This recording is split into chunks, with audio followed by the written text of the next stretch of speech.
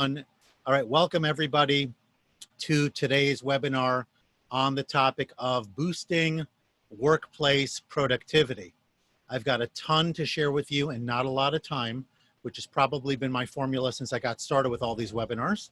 Just want to let everybody know, if you are not familiar with my work, I operate in a relatively open space, thankfully with a house full of children, doing the laundry, you name it, we got it going on here. I hope that my microphone focuses on me in particular and doesn't catch all of this outside noise, but I can fully control it, and I hope that you can tolerate any type of distraction. If it does get bad for whatever the reason, please do let me know in the chat and I will do my utmost to adjust. And I see that all of you almost are replying to all panelists and attendees. If not, please adjust your chat settings accordingly. All right, so for those of you not familiar with me, this is who I am, with a necktie at least, so you can recognize the difference. And this is what I do. So I'm an executive coach, former educator, and I help individuals get more done, get more of the right work done, delegate, assign tasks, be the leader that they need us to be in difficult times, and create processes for outcomes to be driven, for success to occur. So in essence, that's what I do, and certainly would love to have conversation with you outside of this webinar if I could be of service to you. All right, so a couple of quick announcements. Some of them I've already mentioned. Number one, if you haven't yet done so, please set your chat to all panelists and attendees rather than all panelists. This will allow everybody to see what it is that you are sharing. In addition, if you are in the business of collecting certificates and would like one for this webinar or for any other webinar that you have attended thus far, I offer DIY certificates at the link that I just included in the chat. So go to my website, impactfulcoaching.com/toolkit, scroll to the bottom of the page, and you will find a link for the certificate. If you go to the page and you look at the top, you'll get all sorts of other goodies, including a free chapter to my book, Becoming the New Boss, as well as some other things. Here's the book for those of you who are interested. I've been rereading it because I'm not exactly sure why, but somebody motivated me to go back and read my own wisdom, so to speak. And I would definitely encourage you to grab a copy. It's available on Amazon, and I will link that up a little bit later. But the bottom line is there are a lot of nuggets for free on this website, on this page, and I would encourage you to grab whatever suits your interests. Okay? One last thing before we dive in deep on this conversation. You may be aware, if you've been on previous recent webinars, that I am, in the process of launching mastermind groups, because I feel that now is a fantastic time to be learning with peers, to be engaging, to be setting goals for yourself, holding yourself accountable, and getting insights from the wisdom of your peers. So it's not group coaching, it's not me talking the whole time, it's collective wisdom from people in similar industries to yourself. And I've got 3 that I am planning, and I have some forms that I've created, one for each. If you would be so kind, since hopefully you see the value in what I'm sharing, if you could give me a little bit of your own insight and wisdom into this so that I can craft the very best program, I would very much appreciate it. So if you're a business leader, you will see that there's a special link in the chat for yours. Please click on that, have it open. I'll share it again later. If you're a school leader or a teacher, please find the one that is relevant to you. Quite a few have already replied. The insight has been very meaningful. I'm planning to follow up with them very soon. And I will tell you that those who reply sooner get first dibs on participating, because I'm going to be keeping enrollment low. So please, if you have any interest at all, or just curious to know what it is and would be willing to share your wisdom, please do that. You will not be followed up with in terms of a call unless you tell me that you are interested in that. So do not feel like you're going to be sold anything. Okay? Now, why do I want you to stick around till the end? Well, there are a lot of reasons, but this is why I think you would want to stick around to the end. Number one, because I want to give you a little more information about the mastermind. Number two, I want to link up for you a free productivity blueprint as well as a productivity assessment. There's a lot of value in each of those, and they are free resources on my website. So I want to share those links with you, and of course, inform you about upcoming webinars that have already been scheduled, one tomorrow, and then a couple next week. So first of all, very quickly on the one for tomorrow. I'm doing that together with a woman by the name of Etty Siegel. She's fantastic. I reviewed her content earlier today as we did a dry run for tomorrow's webinar, and she's going to be talking about minimizing student anxiety. So if you are a teacher or a school leader, you absolutely want to be on that call. Even if you are not, if you have children and you want to help them manage their own school-related anxiety, or frankly, if you just want to learn more about anxiety and how to manage it, I would encourage you to join in on the conversation.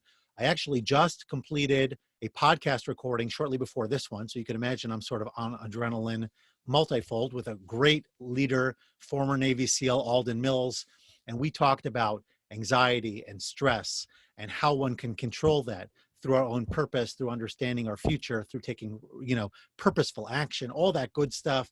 I'm sure Etty will get into some of that as well, but definitely you want to be part of these conversations so that you can be updated with all of the quality content that we are producing here, because we are here to serve at a time of uncertainty.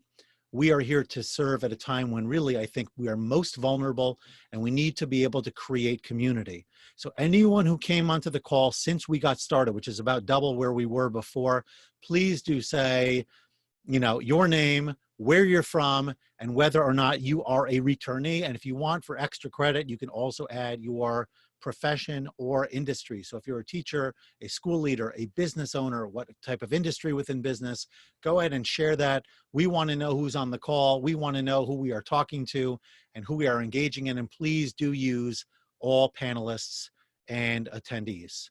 I think I'm going to have a dream one night about all panelists and attendees. It may be more like a nightmare. I don't know. I keep talking about it. Anyway, but I digress. So here are the 5 steps for effective or increased productivity. They're all in the blueprint that I am going to link up for you a little bit later, which I would certainly encourage you to grab a copy of. And so first of all, a quick welcome to Colleen, returning from, please let us know where you are, Colleen, where you're located. Nicole, West Virginia, awesome. Okay, go Mountaineers, I think. All right, Associate Superintendent, Colleen from New York, welcome. I'm from across the pond in New Jersey. Faye, thank you. Welcome from Texas. Workforce development, important and needed work. Thank you. And Afif, Dubai. Oh, wow. I'm really touched that you were here. I have a good friend living in Dubai, James Kelly. I don't know if you know him, but I digress. Okay, back to our regularly scheduled program. So 5 steps into increased productivity. You've got a plan, then you've got to share. Steve, so nice to see you. And everybody else, thank you. Sorry, I'm not calling everybody out by name, but I know Steve for a long time. Number 3 is do. Number 4 is sustain. And number 5 is lead. So first thing is, as we'll talk about, I need to have a plan. What do I want to accomplish? What will it look like? Kind of like putting all the pieces together in advance to the best of my ability. Number 2, and of course, I'm talking now from the perspective of a leader. This will be useful, by the way, for individuals as well, even if you do not have a team. But certainly if you do, you want to share it. So regular communication, proper meetings, delegation, all of these are ways to share the work. Parenthetically, I will mention that if you want to get things done, you should share it with people who will hold you accountable, which is yet another reason why a mastermind can be so powerful. Number 3, do it. That's the hardest part in many ways, because you're actually rolling up your sleeves and getting the work done. You're removing distractions. You're blocking out your calendar. We'll talk about all those things.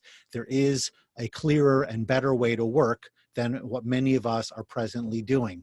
Number 4, we want to make sure that this doesn't fizzle out after a couple of days. We want to know how to sustain the work, make sure that we and our team are continuing to optimize our performance.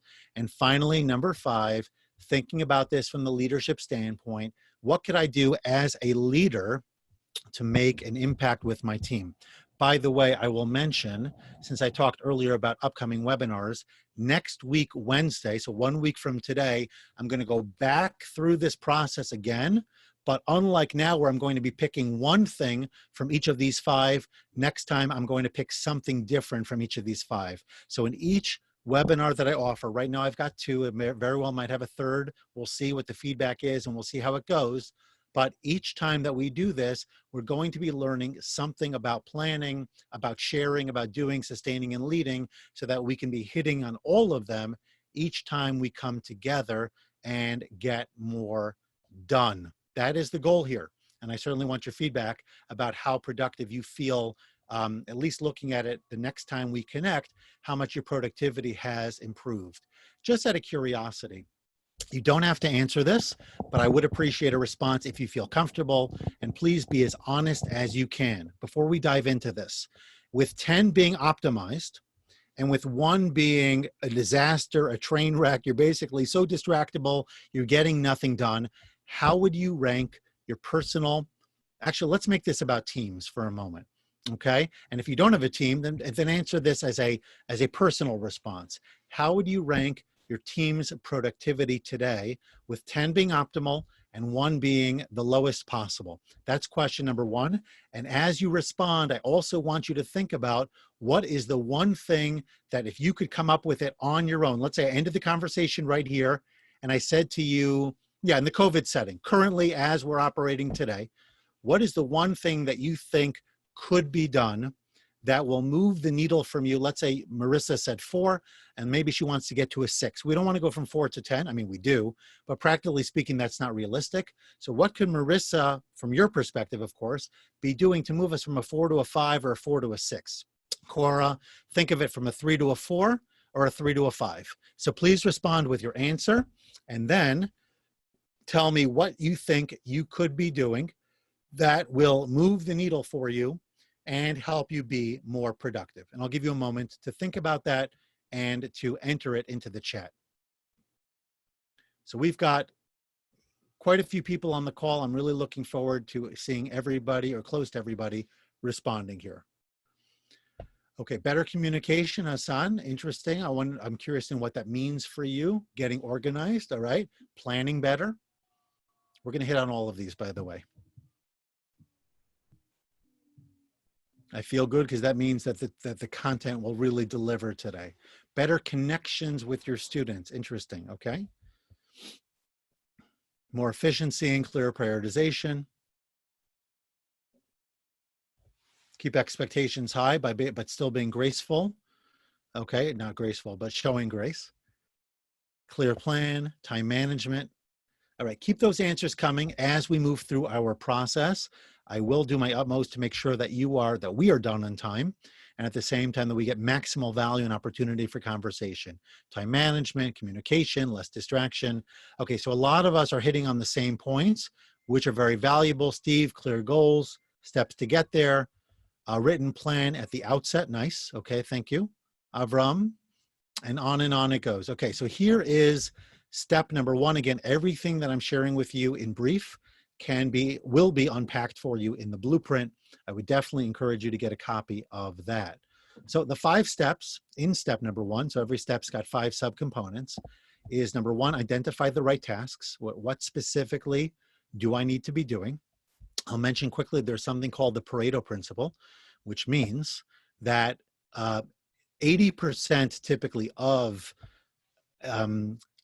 my productivity, or 80% of my achievements, is typically driven by 20% of my actions, which means there's a disproportionate relationship between the work that I do and the results that I get. Some of the work that I do produces very little on a result level. Some of it produces a disproportionately high amount. So knowing what the right tasks are from a productivity standpoint, as well as thinking about what I should be doing as the leader. Now, I'm assuming here that everybody is a leader, even though I know some of you are classroom teachers or other pieces. So maybe it doesn't relate to you exactly, but I do have to use somewhat of a common, what's the word I'm looking for? Somewhat of a common avatar, I think. I'm just going to turn this off and see if that helps. I notice a little bit of sort of like pulsating with the lighting, which is not good. It's a little bit darker for me as a result on my end, but I hope that is less distracting for you. If you think it's better or worse, let me know. I can always put it back on, and I want to make sure that it's better for you. But the bottom line is that I'm going to be talking from the perspective of a leader. All right. So thinking about delegation, who's doing the right work, this kind of thing. Number 2, managing and prioritizing your to-do list. I'm not, by the way, a huge fan of a to-do list, although I do keep them. I think it's much better to take items from a to-do list and put it on your calendar. If you make a to-do list, it's an endless list of things, many of which never get done, just get pushed back, pushed back, pushed back. And oftentimes there's no time attached to it, no time on the calendar, no amount of time associated with it.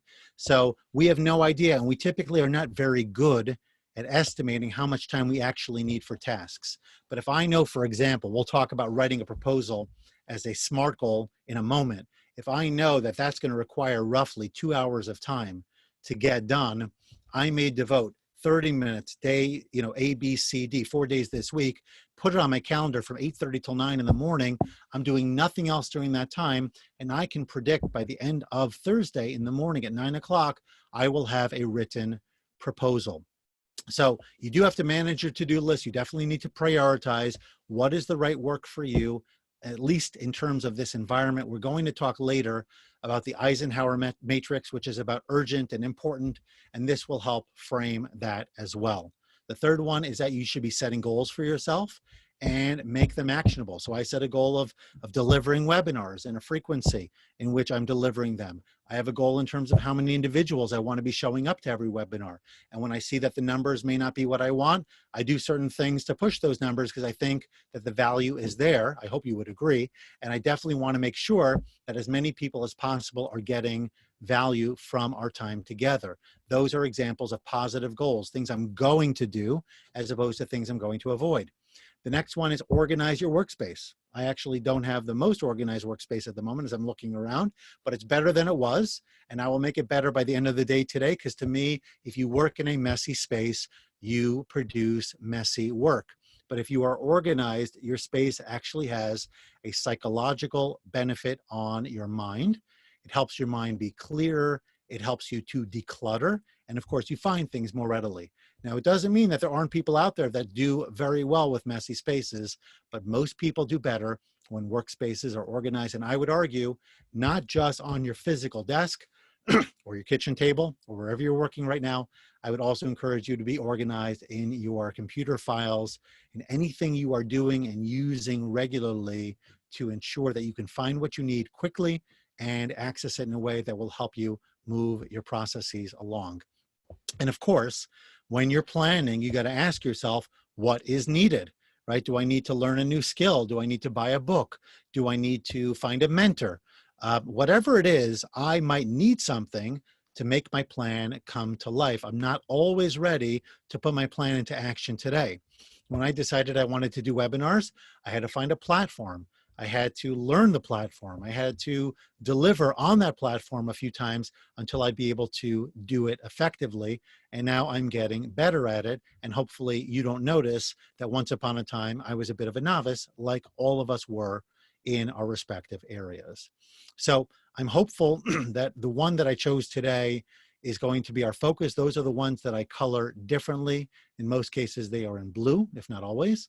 So that will be our focus in a moment. Just out of curiosity, of the other four that have black text, is there anything there that you have an interest in learning a little bit more about or going deeper in, either today or in a subsequent webinar?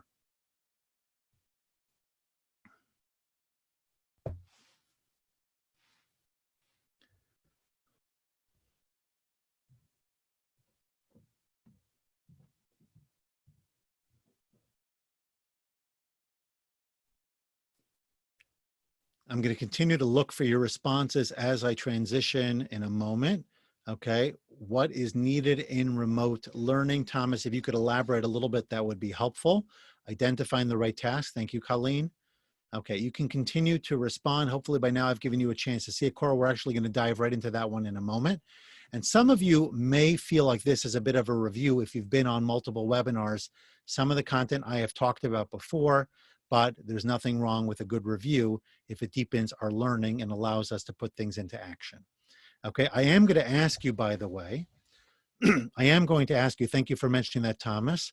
What are priorities? We'll have to see, well, whether or not remote learning will be relevant for you in the opening of school. So that's an interesting question. Maybe we should continue that offline. But in the interim, I will mention, actually, what was I going to talk about? Sometimes I have so much going through my mind, I'm forgetting. Okay, it'll come to me, I am sure. But in the meantime, let's move forward with our next let's move forward with our next slide. If anyone knows where my train of thought was before I got off track, you want to put that in the chat, that might help and I would appreciate it. Okay, so let's talk for a moment about SMART goals. For those of you not familiar, SMART is an acronym. I'm going to be doing this quickly, recognizing that we don't have the time to go fully deep in this the way I typically would, and I did in a previous webinar. In fact, let's see if I can quickly pull this up without really messing up everything else here. And if that is the case, I will link very quickly to the link on YouTube, which is where I have the information. But in the interim, let's talk about SMART goals and what they are. It looks like it is not coming to me quickly. Just bear with me for another moment and I'll see if I can find it. Okay, in the interim, so sorry, move this over here for just a second. Here it is. Okay, so I'm just pulling up the chat. Let's see if this will open for you. Hold on a second, everybody, as I put it into the chat. Are you able to open this? Let me know. I just sent it in via the chat. Okay, let's get back to the PowerPoint. All right, so SMART stands for specific, measurable, attainable or achievable, relevant, and time-bound. So any SMART goal is specific. I know exactly what it is that I need to be doing. I don't want any fuzzies. And if I didn't share this with you before, you might want to grab a copy of this book called Goal Analysis, which is all about analyzing our goals. It's written by Robert Mager. I would encourage you to grab a copy if you can. And one of the main takeaways I've had is to avoid goals that are fuzzies, right? Which means I don't necessarily know if I'll see it. So for example, if you want your students to develop a better appreciation for art, or if you want your students to be more efficient at using remote learning, I don't know that I can necessarily measure that. Thank you for the feedback, Cora. I don't know if I can measure that. So I need to know, right, what specifically am I looking for that if I see it, I'll know it. Okay, with attitudes or with things like that, you usually want to find some kind of behavioral connection that again is identifiable and measurable. Right? If I want to say, for example, that I'm going to write a book and therefore my goal is going to be to write X number of words per day or X number of chapters per week, that is a specific goal with a measurable component, right? And it's something that I can control. Right? I have the specific process as opposed to the outcome. It's attainable for me, right? I can devote an hour a day to writing 500 words towards the book that I want to write. Or it's something that I feel is achievable for me to learn new software to run my business remotely, or run my classroom remotely, or whatever it is that I might be. It's relevant because I want to motivate my people, get my work done, be able to bill my clients, you know, all these kinds of things. And it is time bound. So I want to learn that skill by a certain date, or I want to be doing this for X amount of time over Y days. And as we unpack this further, you will see some concrete examples that have all of these components. So it's, when we talk about specific, this is the part that I think really is the heart and soul of the goal. It's the who, what, where, when, why. Yes, the recording, by the way, will be available and send via email. Who, what, where, when, and why. The who is, notice that that person did not reply to all attendees as well. Who's going to do the work? What is the work that you're going to do? Why is the work important? How will you achieve the goal? And how will the goal make you feel?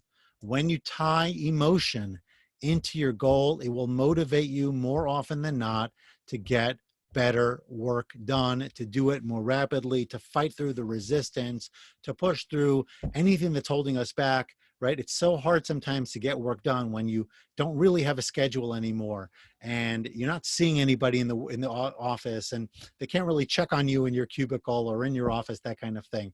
So you have to be more motivated than ever, and attaching emotion to it could be a very powerful way by which to do that. So here's an example. I talked about this before about writing a proposal. I'm not going to read the whole thing to you, but I will ask you to identify in this goal what you think is the most important or of the most important components that you would like to emphasize and goals that you will create moving forward. Again, read it with a critical eye, thinking about what is most meaningful to you.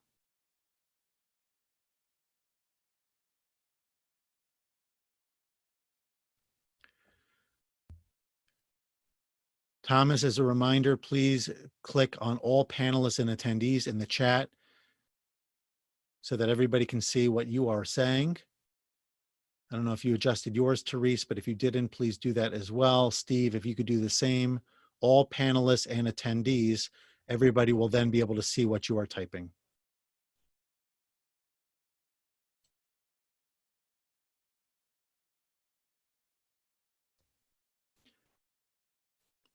Okay, so as you are replying, think about what about this goal is most meaningful to you that you would like to implement in future goals.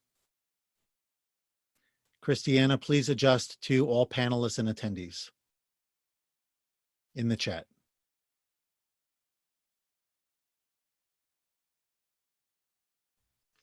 Okay, Cora, thank you for getting us started. Setting a specific time period. Yeah, it can be tricky, but if you block off your calendar, you are in control of your own calendar. That's important. Uninterrupted work. Thank you, Roxana. So you're both, it seems, in the same basic space. Colleen, appreciate it. Not being distracted. So that seems to be so far the winning focus here. Finding ways to work uninterrupted. How it makes you feel. Thank you, Danielle, why it's important. That'll motivate us when times get tough, and they do. Right, we all start off goals with the highest level of interest, the highest level of motivation, but over time we have resistance, headwinds. So we need to think about why it's most important. Faye, please respond to all panelists and attendees so everybody can see it. Okay, it's not always possible, but it certainly is possible to a degree. You can close your door, right, literal or figurative, so that you can get the proper work done. And if you need to be reached, you could probably have one or two people who have your number or have access to you that other people could be told, if you really need to reach Colleen, for example, please send an email to so-and-so and they will get in touch with her. This way you have a line of protection to determine whether this is critical or needs to be can be dealt with later. That is true. Now would be a great time to get things done because we're dealing with fewer issues behaviorally and otherwise. Okay, so as you're looking at this, you can continue to do so, continue to comment, please. Let us move our processes forward and let's look at step number 2. So step number 1 is planning. Step number 2 is sharing. And let's go through all 5 of them. Number 1, schedule regular standing meetings. And I would encourage you to do that even virtually. You can adjust your camera, you can pick up your tablet, whatever you're using to call in, and you can literally be standing. We'll talk about that more soon. That's why it's in blue. Plan for regular communication. Don't make it on a per need basis. It should be scheduled. Implement and utilize collaboration software, whether that's Zoom, whether that's Monday.com or whatever you're using for task-related work, HubSpot if you're in sales, etc., CRM. Using the right tools is critical. Number 4, sharing by delegating. Not all work needs to be done by you, even though you were probably trained as such. Steve, as a reminder, please adjust your chat feature to read all panelists and attendees so we could all see what you're writing. And finally, number 5, monitor and review processes, right? If you're doing something, you need to stay on top of it and you want to review it. Did it work well? Could we do it better? And all of that. Before I dive into the first one, is there anything else here that you'd like to learn a little bit more about?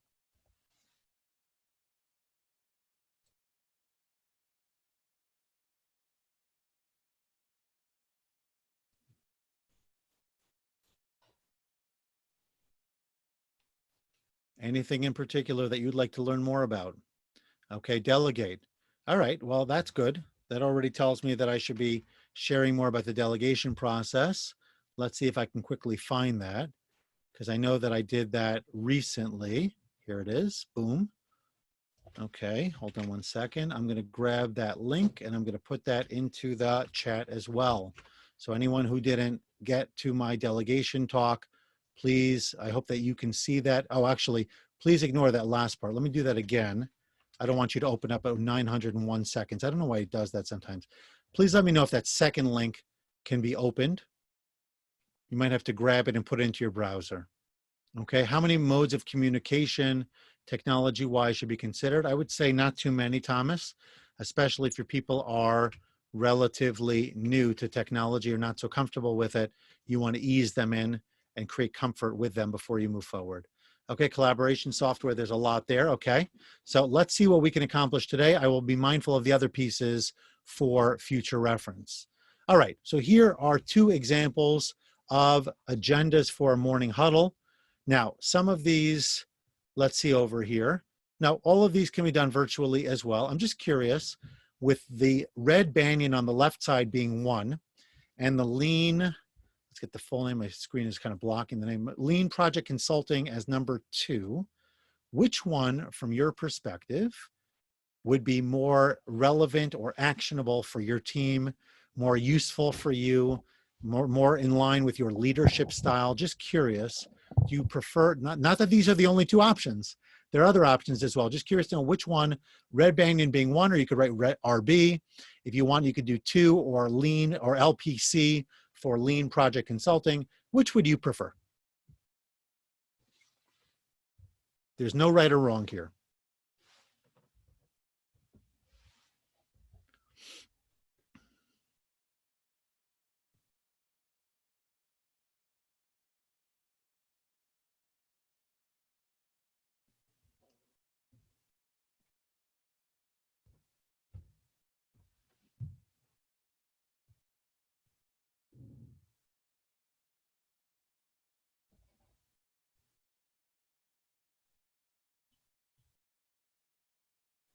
You know, I'm going to mention something that I'm going to talk about a little bit later about leadership style.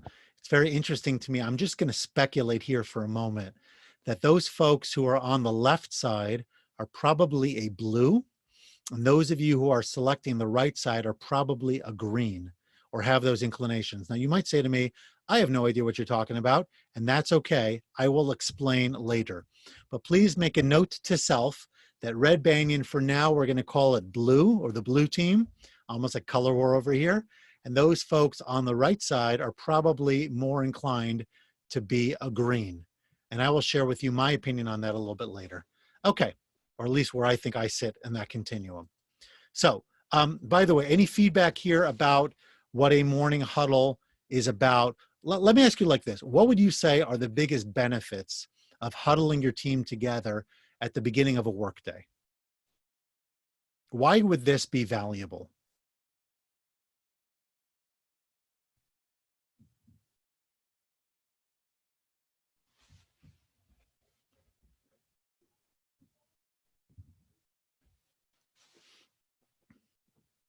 Okay, you're already doing it, Thomas. That's great. Inspiration, setting the tone, prioritizing, excellent. Unity, connection, start the day on a positive note. Priorities, focusing, just reading as you're filling that information in. Thank you all so much for that. So there's a lot there, and there's a lot more coming, I'm sure. But you can see already why just a short meeting, which is not always so easy to do. You know, you're running in from wherever, kind of grabbing your donut and your coffee, trying to sit down and get to work. And on top of it, now I've got to pull a meeting together when people want to get started. But oftentimes, think about it from the projection level, right? I could be at this angle, and I'm going to be going up, up, up in a consistent angle over here. It's going to take me a much longer time to get up here than if I start over here and I go up on this angle. Even if I start a little bit later, I'll get to the higher elevation faster. So if the work that is done subsequent is done better, is done faster, it's done with more purpose, it's done with more direction, you're going to get more. Even though you think you're losing time up front, you're really gaining in the long term. It's almost like stretching before a marathon. These few minutes on the front end will help you run better over time. Okay, these are great pieces of feedback. Thank you for sharing them, and feel free to go deeper. We are now up to the third step, which is do it. And again, this is why we're here, right? Productivity at the end of the day is not about the planning or the sharing. It's not about anything. It's about what actually gets done. So from a percentage standpoint, this is probably the biggest one, but we need the other pieces to make sure that we do the right work and do it in the right way. We talked about removing distractors. So take your smartphone and power it. I guess I just woke it up. Power it down, literally, or at least put on the do not disturb feature, right? I want to be focused right now on this webinar. I don't want my phone buzzing every 5 seconds, alerting me to every little thing that happened, right? That can wait. And that should be true for everything we do. Go offline, take off close out the internet unless you absolutely need it for your work. And if you don't need Fox News or CNN or whatever your political affiliation might be, or anything you're doing online, close out all of those windows, only keep open the things you need. And there's software available to control the kind of sites that you are visiting, the specific sites you're visiting, et cetera, and also tracking your use of time. All of that can be done, very valuable stuff. Okay, the other ones, I'm gonna go down and then across. Go all in on tasks. That means when you do it, don't multitask. Multitask is a modern day fiasco. It's a myth, right? We think that we could be doing 3 or 4 things simultaneously and doing them all well. Do not go down that rabbit hole. It's never a good place, because all of your efficiencies will suffer. You'll do nothing well and you'll do nothing fast. Okay, now it doesn't mean you can't take small tasks, as we'll talk about soon, and kind of knock them off. That's different. But when you're in each one, you're only doing that one. Maintain high energy levels, right? So you got to, eat properly. We'll talk about sleep and things like that, self-care, all of that. We'll actually hit on that, I think, with sustain. Schedule tasks and block time. We talked about that earlier, but it bears repeating over here, right? Put it on your calendar. Now I'm doing a webinar. I'm doing nothing else. You should all have your phones away right now. You should not be looking at what's going on in your browser somewhere else. I mean, I understand that I may not be the most exciting person in the world, but if you're here, be present. Do that work. Do the growth and the learning that you can do by putting it on your calendar.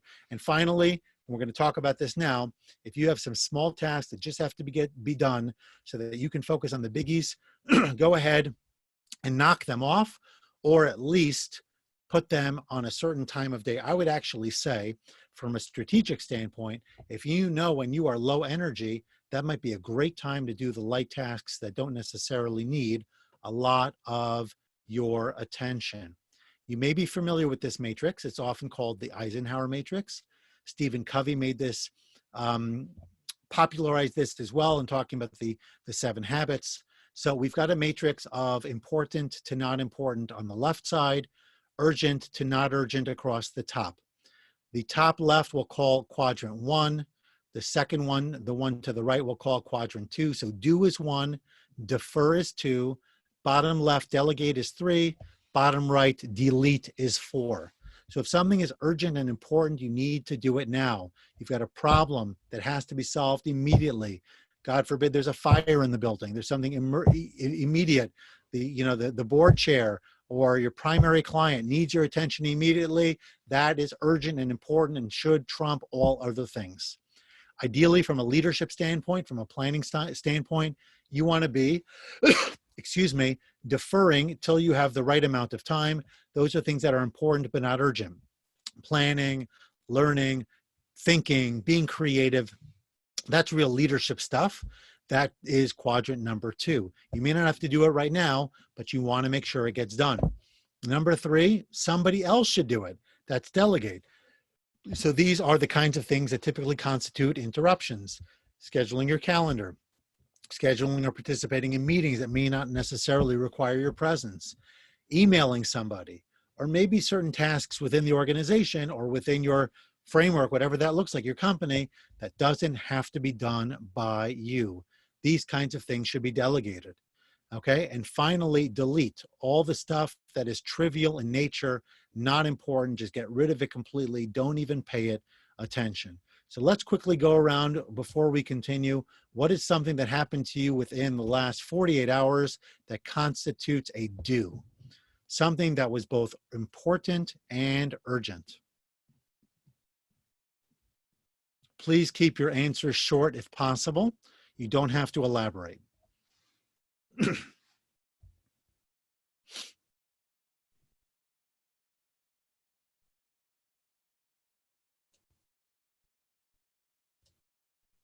Okay, an IT matter.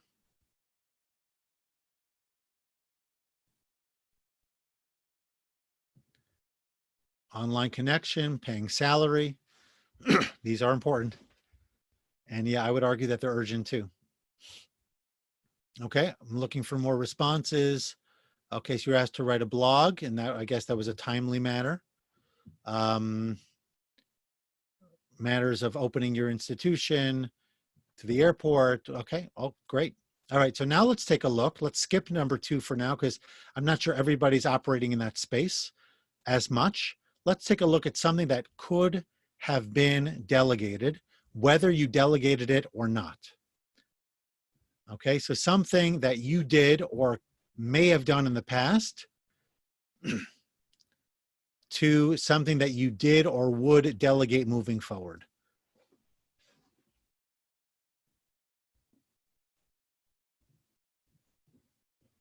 Hassan, your point is well taken. I think the idea is that we want to get 4 Ds. So we used delete, but the idea is that much of it can in fact be deleted. Maybe looked at quickly and then deleted, but it shouldn't be something that's taking meaningful time. If you're using Facebook or other social for work-related purposes, then it's not something to delete at all. Then it's actually something you should be doing, or at least delegating depending on your organization. You might have somebody else that manages your social media, for example. Okay, thank you, Thomas, for getting us started on the delegation side. You delegated elements within your bigger project. That's important. You might be delegating IT tasks. You might be delegating tasks related to fundraising or to communication or to other pieces to members of your team, especially if they have more expertise than you do. Okay, to a secretary, scheduling, copies, etc. Yeah, great. All right, let's move on. Step number 4. Oh, nice. I don't know if that's because your Spanish isn't so strong, Colleen. Mine certainly isn't, or if it's for another reason, but I'm glad that you shared that, right? Sometimes we delegate because we don't know how to do it properly, but ideally you want to delegate from a position of strength, that you're there to help the other person, help them grow, or because it's really more in line with other people's work so that you could be doing the work you need to be doing as an institutional leader. Okay, great. Thank you for sharing that, Colleen. I am not fluent, but I appreciate the fact that you are. Let's move on. Number 4, sustain. All right, here are the 5 pieces, right? We want to be able to make sure that whatever we put into place can be sustained over time. So anything that's not critical, we want to decline. That goes back to the delete we talked about before. Learn to say no. If you say yes to everything, you are nowhere. The second one, focus on excellence, not perfection. Many of us, like me, can lapse into perfectionism, and that is not a good thing, right? Being perfect means you're going to always be looking to tweak and to improve, and you're not going to trust yourself to just put it out there. So excellence is your friend. Perfection is your enemy. And by the way, I hope I already mentioned this before, but even if I did, I'm going to reiterate it. Please make sure to be jotting down something that we have discussed so that when I ask you at the end, what was your biggest takeaway? It could be on the step level, like step 1, step 2. It could be on a particular actionable item, which I think would be better. What is something that you learned about, you reinforced in your mind, whatever it is, that is your primary takeaway. And of course, if you've got more than one, that is even better. Okay, so let's continue here. Number 3, break often but briefly. Don't spend 25 minutes going to get a cup of coffee, but short, regular breaks are healthy. Some talk about a 5 to 10 minute, maybe a 5-minute break every hour, right? Getting up, stretching, walking around a little bit, clearing up your mind, and then getting back to work. Number 4, which is the one we'll focus on, prioritizing self-care, also known as sharpening your saw. And finally, using your commute wisely and reading often. Of course, in this case, we're not really commuting as much. Some of you may still be doing so, but maybe we can just pretend as if we are and block out commuting time on your calendar. And during that time, you could be listening to that audiobook. You could be reading. You could be watching a video that is substantive and growth-oriented to help you advance your professional toolkit and your career. So make sure to sustain it.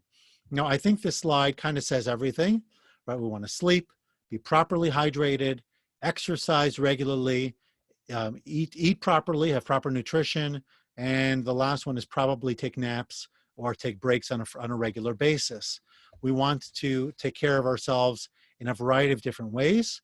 And I would encourage everybody here, is there something in particular that you could be doing more of than you are doing presently? For me, the focus has been on two. Consistency of exercise. I was doing it well before, but I really made that a goal. I did not want to turn into a couch potato or the Pillsbury Doughboy or any metaphor you want to use during this time. And I also have been sleeping a little bit more than I've done in the past. So I focus on exercise and sleep. But maybe someone's here, Danielle's focusing on hydration, which I need to do, but I have a clumsy water bottle, so I'm waiting till the end of the webinar to enjoy my water, okay? But the point is, you wanna be focusing on the things that will stimulate you, will give your body what it needs for you to do your very best work. If you burn the candle on both ends, it'll burn out faster and you will not get as much done. Now, if you're someone like Thomas, I don't know if you have access to the gym, you're just walking.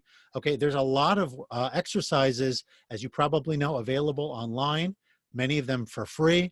And I do a ton of them in my basement, just making sure that I am elevating my cardio and, you know, engaging in a variety of different things to keep myself in physical peak performance to the best of my ability, so that I feel good about myself and kind of use that as a stimulation moving forward. When you feel good about yourself and you feel like you're in optimal form, you can do almost anything. You become unstoppable.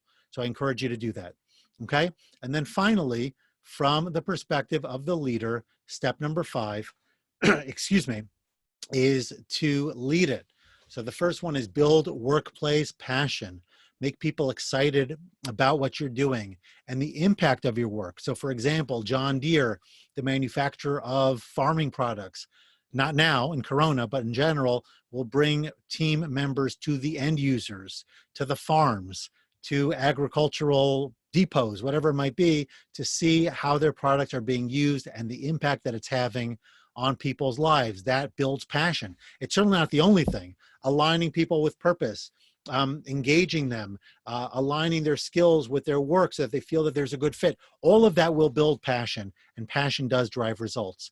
Number 2, manage stress. I'm going to be sharing with you a stress ebook, Managing Workplace Stress. That is another thing we need to be doing as leaders. The third one, which we will focus on, is understand and leverage your leadership style. Don't forget about the blues and greens. We're coming back to that soon.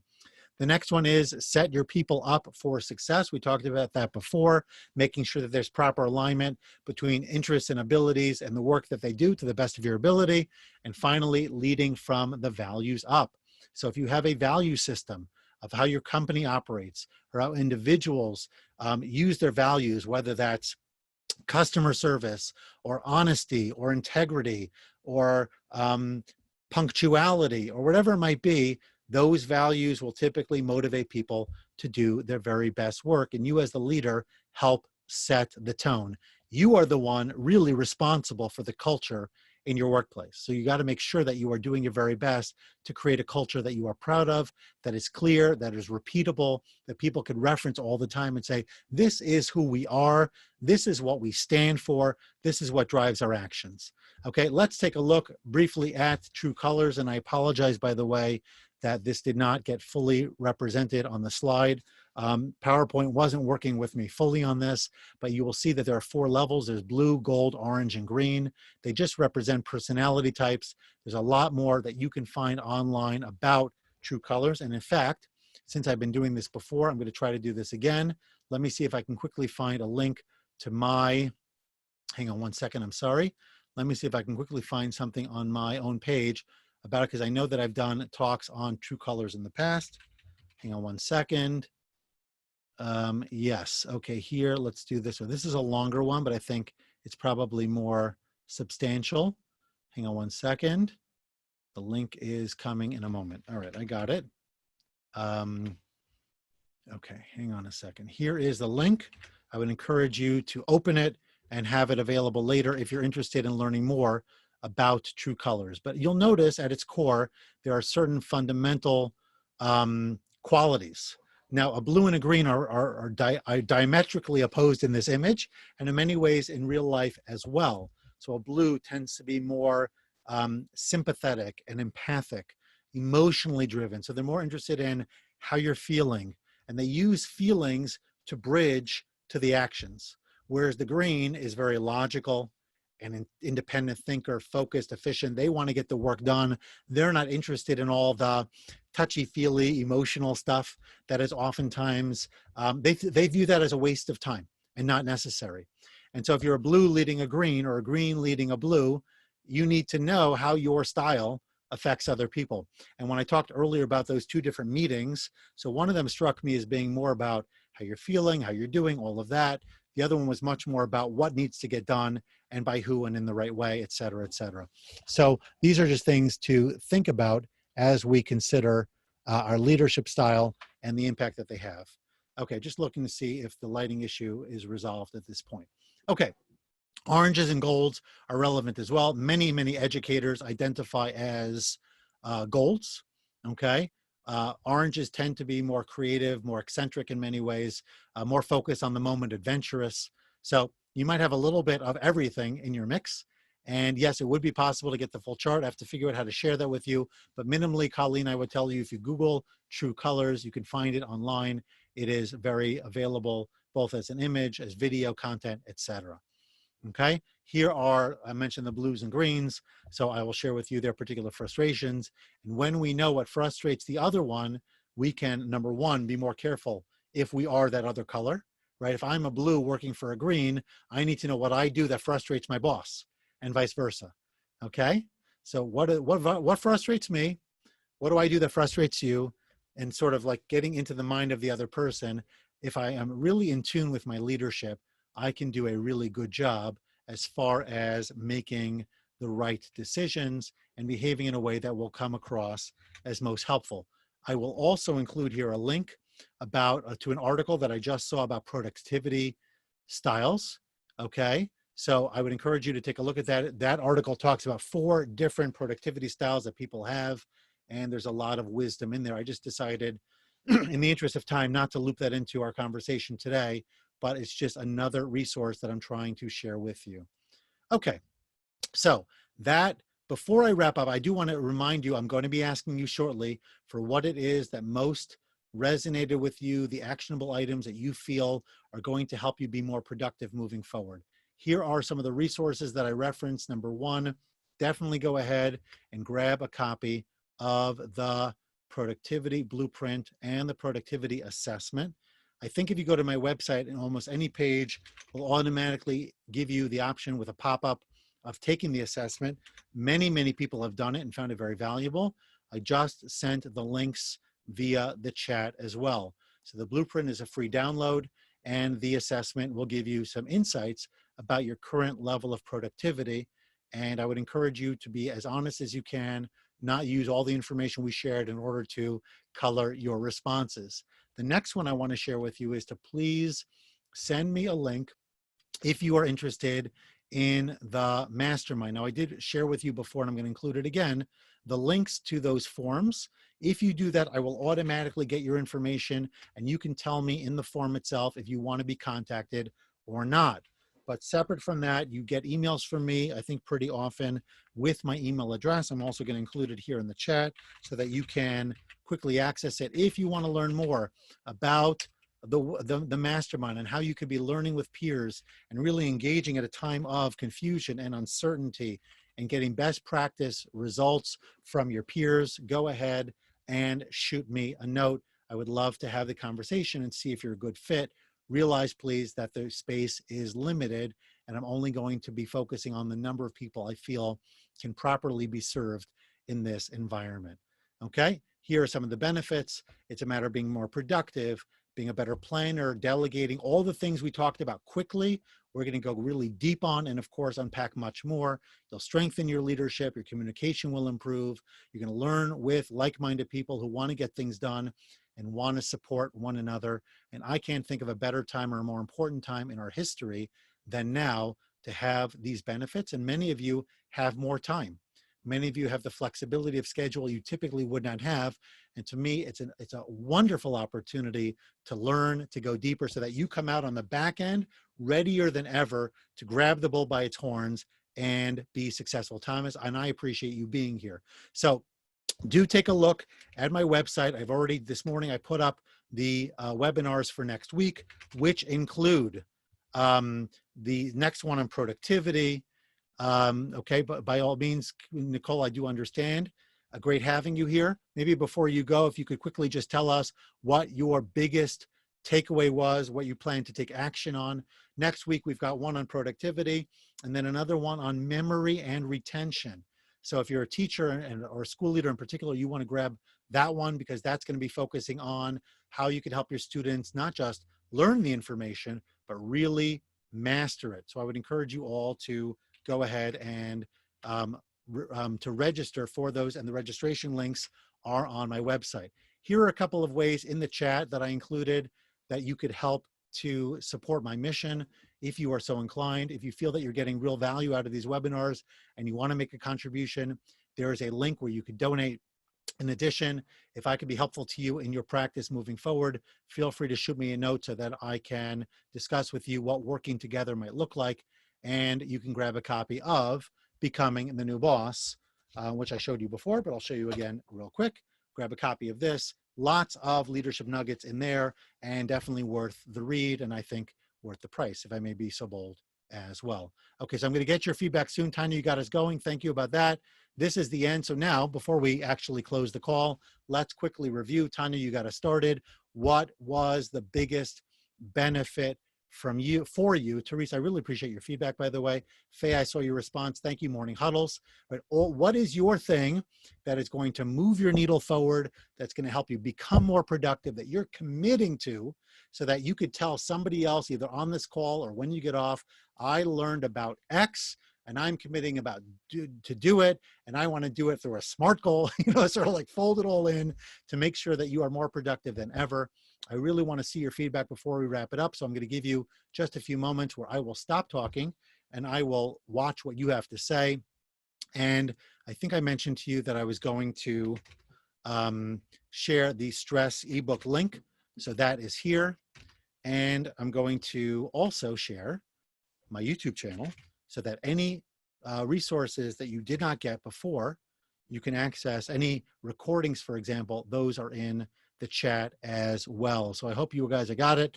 Cora, putting my to-do list on my calendar, setting the time limit. Excellent. I love that. These are great. Okay, this is why I show up. I hope that this is why you show up as well. And I want to thank you all for being here. I want to wish you a healthy and blessed day. And I'm hopeful that we will continue to learn together moving forward. So thank you, Emmanuel. I see yours, productivity assessment form. Okay, nice. Morning huddles. Keep those coming. And I'm going to wrap it up over here. So thank you again for your time. Thank you for being part of this community. And please do tell your friends as well what it is that we are doing so that you can share the blessing, if you will, of the learning, and that we can grow together and emerge from COVID stronger and better than ever. So again, looking forward to your feedback on those forms. Please, please do take 5 minutes or less to complete them. Your input would be so meaningful to me, and have an awesome day.